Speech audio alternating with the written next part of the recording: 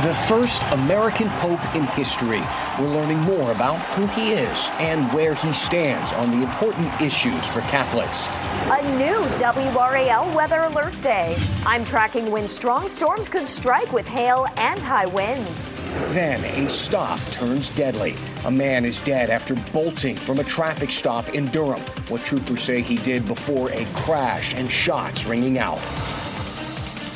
Oh boy, what a big day in the news department it has been. First of all, we have a new pope. I'm not sure you've heard. He's also from the United States, which is a first. All eyes have been on Vatican City all day long. But before we get to that, we got to put our eyes on the radar. We've got a chance for some severe storms tonight. Thank you for being with us here at 7 o'clock. I'm Dan Haggerty. So check it out. We got a severe thunderstorm watch for several counties in our area, including Orange and Chatham counties.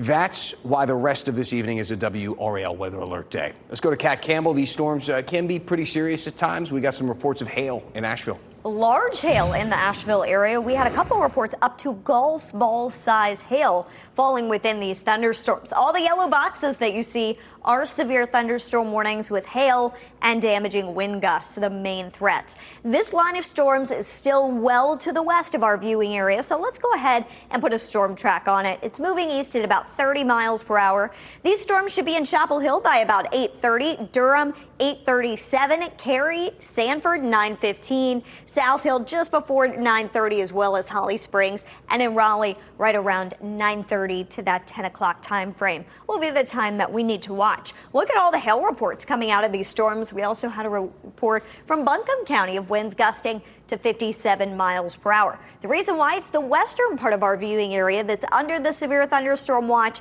As it gets later at night, we're going to start to lose some energy as we start to cool off a little bit overnight. So the storm should die down in intensity as they traverse our area and push to the east. But the storm still packing a punch 8, 9, 10 o'clock tonight as they move into the western part of our viewing area.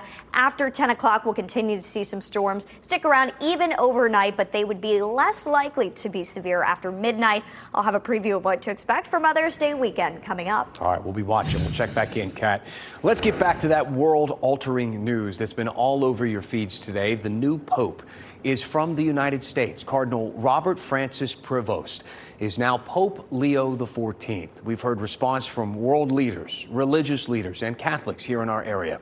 WRL's Carly Haynes joins us live from the NC State Catholic Campus Ministry. This has been a very exciting day for Catholics around the world and right here at home. A lot of energy there. Absolutely. We just saw a mass end about an hour ago, and they were so excited. It was a place for them to come together, to celebrate with one another, happy emotions, both because a new pope, but also the first American pope. The emotion from Rome made it to Raleigh, where Bishop Luis Zarama spoke with a smile. The reaction is a reaction of joy and a reaction of surprise. Surprise for several reasons. The speed at which Pope Leo XIV was selected and his background, the first American pontiff. A pope from America was the right time. For the Holy Spirit was the right time. It's the right time for me too. The new leader of the Catholic Church, originally from Chicago, with an international footprint, serving most of his career as a missionary in Peru. His papal name, a nod to Leo XIII, a believer in social justice. Now the world looks to what Pope Leo XIV will be known for. It's the surprise. It's the surprise how he will bring the gospel in the way that the gospel needs to be presented today.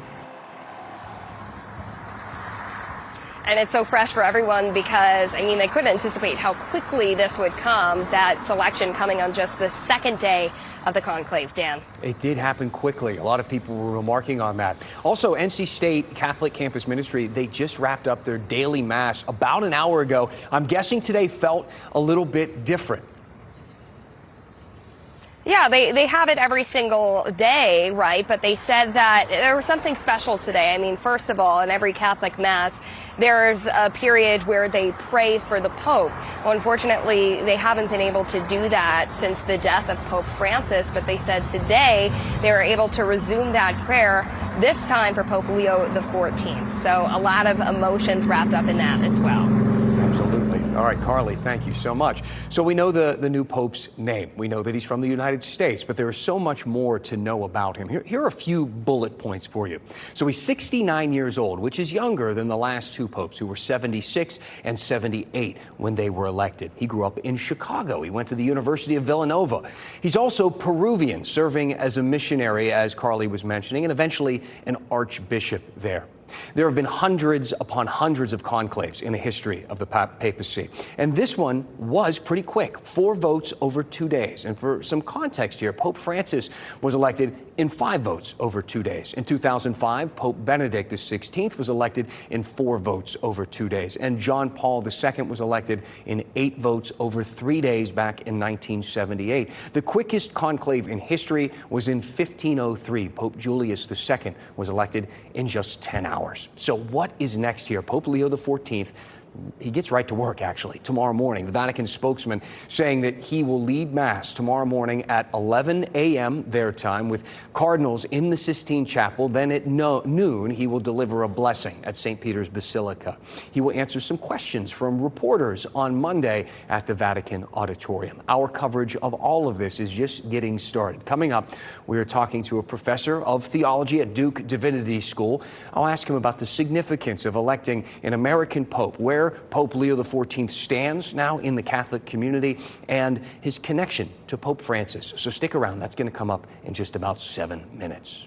We want to shift gears for a moment, though, to some breaking news out of Durham. A man is dead there, shot by an officer. Philip Brown led law enforcement on a chase and crashed his car before being shot by Highway Patrol. Our Willie Danley is live now at the Highway Patrol station there in Durham with the details on this one. Willie.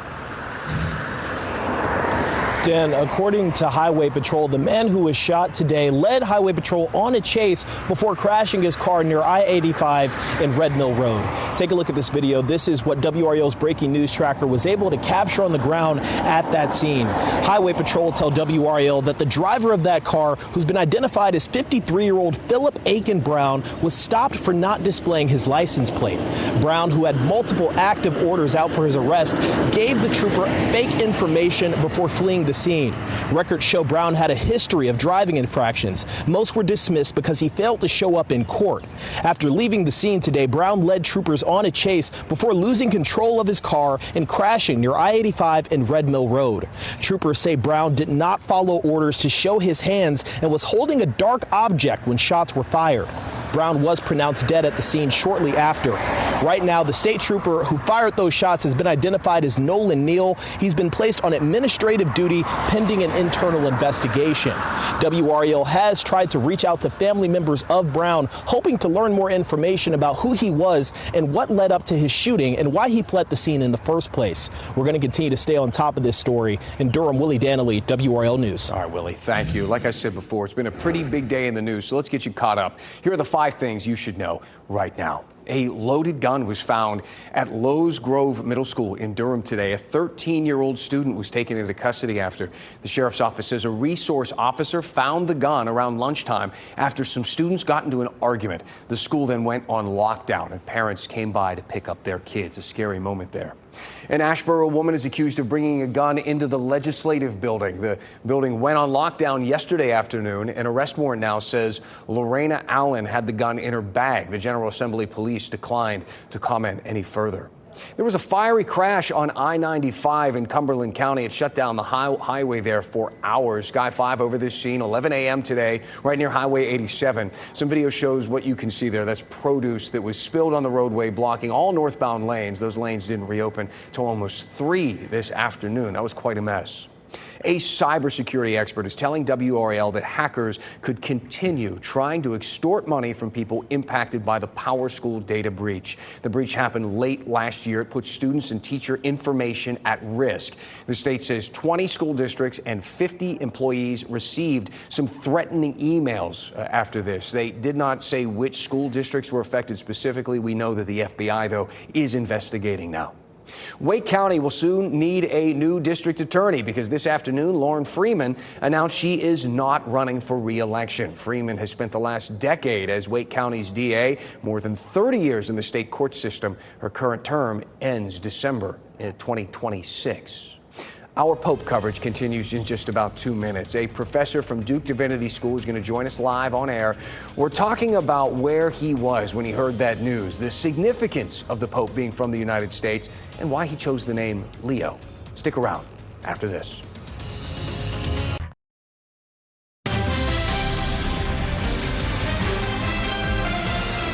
We officially have a new pope, and he's from the United States. Robert Francis Prevost will be known as Leo XIV.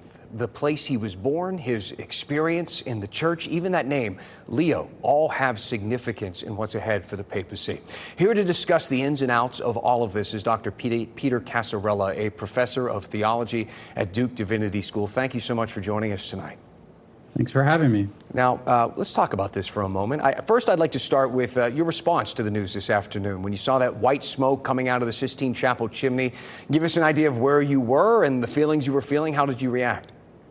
So to be totally honest, I'm on my way to give a talk at a conference tomorrow, and since I didn't have an inside knowledge of when this announcement will be made, I was rushing through the Detroit airport going through baggage claim, got a very nice text from my wife, checked the news, and I just stopped in my tracks. I was thinking all day long about what I was going to say about Pietro Parolin, the frontrunner, but I had never given serious consideration to a pope from the United States. It's a wonderful and historic moment, but I didn't anticipate it. Let's talk about that significance for a moment. Pope Leo is the first pope from the United States. Only 17 other people have even been pope since the U.S. was formed in 1776. For a long time, many people thought electing someone from the U.S. was even considered taboo, maybe. Can you give us an idea of what's changed and explain the significance of this decision? In the history of Catholic Christianity, I have to admit that Catholicism in the United States is really the new kid on the block. But what you said is true. I mean, the conventional wisdom up to now was the United States has such a global superpower in the world. Why give them the keys to the car of the church? But this is a different case. I mean, he comes from the south side of Chicago. He got a math degree at Villanova University. The Wildcats are very happy now. But then he goes to Peru as a missionary with the Augustinian order for decades, and actually in that time became a citizen of Peru alongside his U.S. citizenship. So what we see here is the cross-fertilization between North and South. Robert Prevost, Pope Leo XIV, is a man from the North who went to the South, and then Pope Francis brought him to Rome. So he's a man from the South who came to the North. And he's had experience since he was Superior General of the Augustinian order of dealing with problems all over the globe for many years. Let's talk about the significance of that, because he is the first pope from the United States. We've heard a lot, and we've been just saying he's the first American pope, which isn't necessarily true when you think of North and South America. So it's important to note that Pope Leo, as you said, did spend time in Peru. He's a Peruvian citizen. He served as an archbishop there. Pope Francis made him essentially the top Catholic leader of Latin America, and Pope Francis was the first Latin American pope, but Leo is the second. And that must kind of seem like a huge deal for us to see that back to back like that. I didn't see it coming. It was a total surprise. But it makes perfect sense in as much as Pope Francis really thought highly of him. And the cardinal electors wanted to have someone who could have his own individual approach to being pope, but at the same time follow in the footsteps of Pope Francis. You have to keep in mind that Robert Prevost was a pastor in Latin America, was an administrator, he was a member of the Curia, he was an expert in canon law with a doctorate from the Angelicum University in Rome. He has all of the experience of Pope Francis, but he has academic and technical expertise in areas that Pope Francis actually lacked. Pope Francis, who of course had a close relationship with Pope Leo. Pope Francis was a progressive pope. He had some opinions on the LGBTQ community, for instance, that it oftentimes seemed a bit divisive. Now we have Pope Leo XIV, who took the name from Leo XIII, who was a pope back in the late 1800s, and he was known as the social justice pope. So explain maybe first the connection between those two popes, and also if we will continue to see similar messaging, do you think, from Pope Leo as we saw begin with Pope Francis? It's an excellent question. So there's going to be continuity, and that's deliberate and intentional. Pope Leo XIV is very supportive of the synod and synodality that Pope Francis initiated. He's participated in it. He's given talks on it. He's in favor of it. So that's the main reform element that should continue in some fashion. However, Pope Francis was a Jesuit, and Pope Leo is an Augustinian. So there's a different spirituality there. St. Augustine wrote about the city of God and global peace. And today on the balcony of St. Peter's, Pope Leo XIV mentioned the need for peace and justice in a global sphere in the spirit of St. Augustine, actually quoting St. Augustine. But to your question about Leo XIII in the late 19th century published Rerum Novarum in 1891, which is the Magna Carta of Catholic social teaching. So what you see here, and remember that Robert Prevost studied with the Dominicans in Rome, what you see here is an endorsement of the past on global peace and justice that Pope Francis initiated and carried out, but going back to the origins of Catholic social teaching, the Thomistic origins that Pope Leo defended in 1891, in order to do a reset, or at least an analysis of its fundamental orientation from the beginning. That's fascinating, and we'll see how it unfolds. Professor Casarella, thank you so much for your time. In the newsroom, we have a bunch of monitors showing every station in pretty much you can think of. And every time I looked up, I saw you on one of them. So I know you've had a very busy day. We appreciate you taking a little bit more time to be with us here at 7 o'clock. It's a pleasure to be with you. Thank you. Thank you. All right, Kat, let's go to you. We are tracking storms to our west right now. You still have time. They're not here yet. They're not in our area, but they have a history of producing damage now. Large hail, some strong winds. We're going to be watching this between about 8 p.m. and midnight, and the greater threat's going to be in the western part of our area, and that's because the storms arrive there first. As we get later in the night, we cool off a bit, the energy levels start to go down in the atmosphere. So these storms aren't going to have quite as much juice to work with in the eastern part of our state as they do in western North Carolina. All the yellow boxes that you see here are severe thunderstorm warnings, none in our area yet. But given the history of these storms, I would think that we would see at least one or two of these tonight, possibly more. Still that threat for damaging wind and hail as these storms push into the triad. Look at the orange that you see. These are all severe thunderstorm watches we mentioned off the top of the newscast. The western part of our area is under one until midnight. Right now, Wake County and Durham counties are not included in that. It's all ahead of this front, and that front is still going to be nearby tomorrow, so we could still see storms tomorrow. But I don't think that they're going to be as widespread as the round that's on the way tonight. Tonight, we'll watch these storms close in. Wake County, it would probably be 9 to 11 p.m. where we've got the storms rolling through for Fayetteville as well. In our eastern counties, about 10 p.m. to midnight. It's this leading edge right here where we'd have the greatest threat for severe weather. And then after midnight, there are still rain and storms. However, they're just less likely to be severe.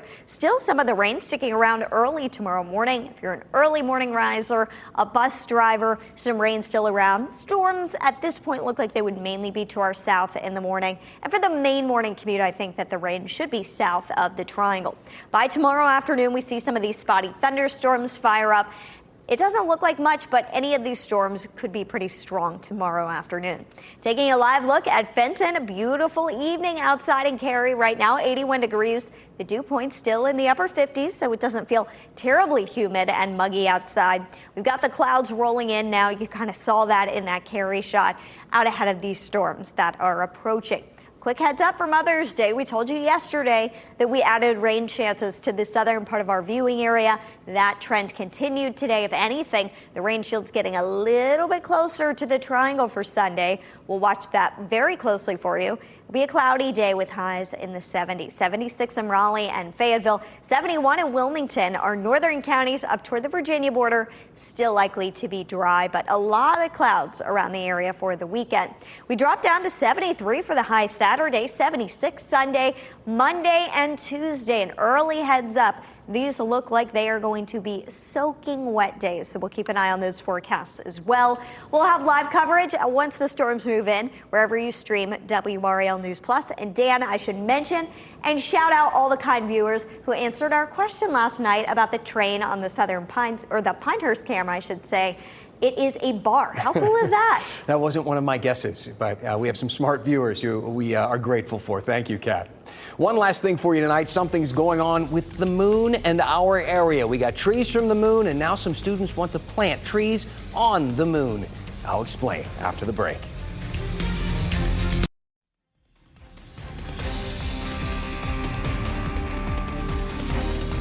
One last thing for you tonight. There's something going on with our area and the moon. First, Durham is holding a dedication ceremony tomorrow for its moon tree. When this little loblolly pine was a seed, NASA flew it to the moon on the 2022 Artemis 1 mission. It was one of the many seeds brought on that trip, and now they're being planted all over the country. Durham's tree is already planted at Eno Park. The ceremony is tomorrow at 7:30 p.m. Then there's number 2. It's out of Orange County. Students here at Colbert Middle School in Chapel Hill have a little one-up on the moon tree thing. They say, hey, why don't we actually just plant stuff right on the actual moon? The students there are doing research on this. The project is called Plant the Moon Challenge. It's been really fun for me because I learned that you need to experiment a lot, and if it doesn't work, you might need to try new things. They certainly look the part. The experiment involves putting some plants in soil similar to what they find on the moon, and then comparing it to what we see grow here on the soil on Earth. Thanks for making WRAL your choice for local news. We'll see you back at 10 o'clock on Fox 50 and at 11 on WRAL. Have a great night.